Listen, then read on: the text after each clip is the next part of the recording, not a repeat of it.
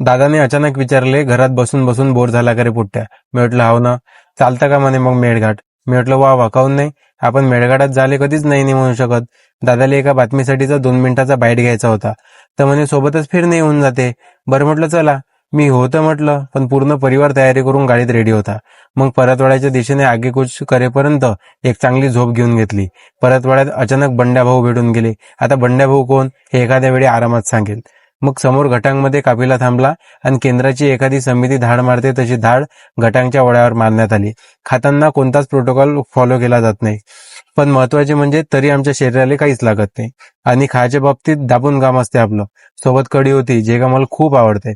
मग इकडून थोडं समोर निघालो, फोटोसाठीचा टाइमपास केला. घटांगपासून आतमध्ये असलेल्या रस्त्यावर भयानक वातावरण होते. लेकराला मस्त मनसोक्त खेळू दिले आणि हिरा खेळता खेळता आंदोलनं करायला लागली होती. मग तिला डिटेन केले आणि सरकारी वाहनात बंदिस्त केले. आणि तिथून समोर निघालो तर शेकडो पवनचक्क्या पाहायला मिळाल्या. सुंदर असा मोसम होता, मज्जा आली. समोर डोमामध्ये काही कामे केल्यावर अवकाश दादाला कणसाचे शेत दिसले. मग काय भाऊ आवडते का? वाघासारखा गेला आणि आणले 2 कण चोरून. तोपर्यंत बायको म्हणाली, हिरासोबत आणि माझ्यासोबत काही फोटो काढा. फोटो काढता काढता अर्धा तास निघून गेला. बरं इतकं कणूस खाऊन घेतो आणि तुर्तास इथंच थांबतो. धन्यवाद.